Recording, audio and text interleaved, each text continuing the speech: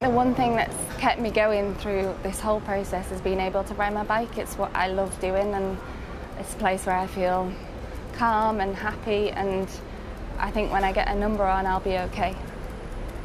You did release the statement. You explained the events of the 20th of August 2015. Tell us about that. What happened? I was staying in a hotel in Sweden. It's a small hotel in a small town. It's the only hotel in that town.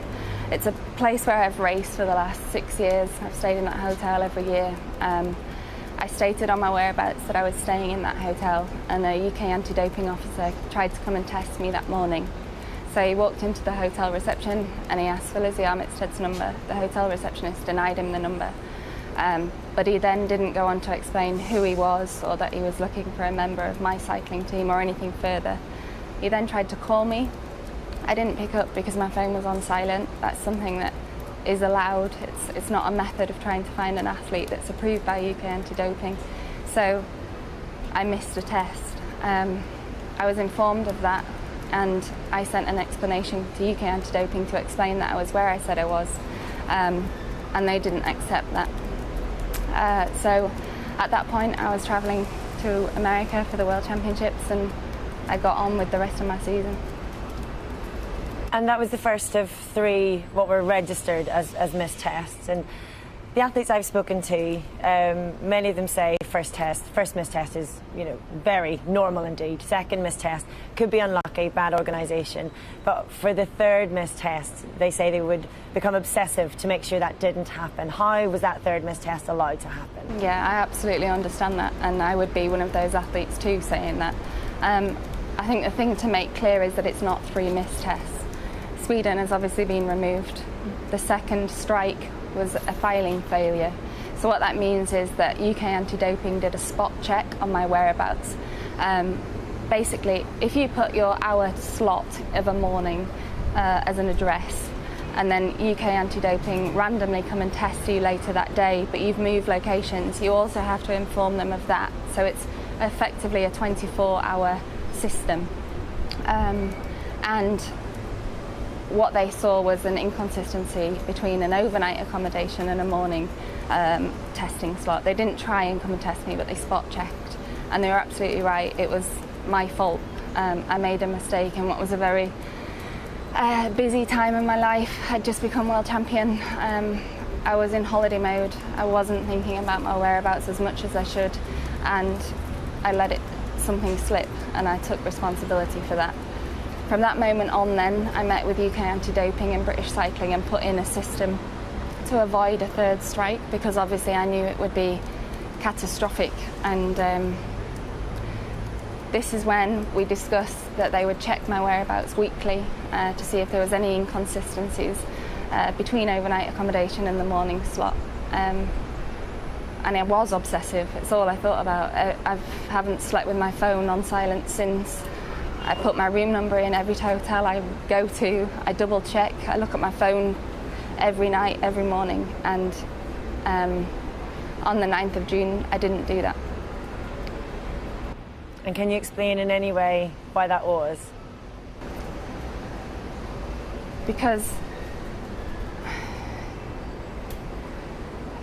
at that time, being an athlete wasn't my priority. I was in a very difficult situation, and it's not something that I want to discuss with the media, because it's not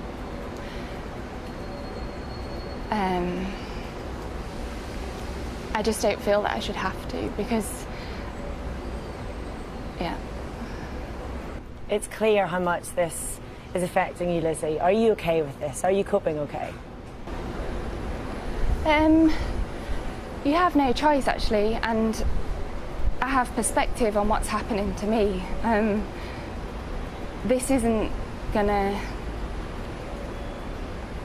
I understand the privilege I have. I understand that I'm a privileged person and that I have the ability to be a professional cyclist, and actually this is horrible, but I'll get through it, and I have perspective on it. There are much worse things happening, and I would rather I'm not a victim, and I don't need to behave like one. One of your rivals, Pauline Ferrand-Prévot, had tweeted that the episode was shameful. Are you worried about animosity from your fellow competitors, from those who maybe think that you shouldn't be here? No, because I've had animosity from so many corners at the moment, and if I took everything personally, then I would break, and I can't allow myself to do that, because I can look every one of my competitors in the eye, because I haven't doped. I've never cheated anybody out of a victory. I've worked hard for every single race that I've won. And you are going for gold. Given everything that's happened, and given that were you to be successful, questions would still be asked because of the immediacy of the event. Would that taint in any way a medal that you might possibly win? Does it taint these games for you in any way? I don't know where my head is at the moment, honestly. When I get on a bike and when I have a number on it, my racing instinct will come in and I'll give it my all, but I don't know how a medal around my neck's going to feel. I don't know everything. I've just been shown a lot of,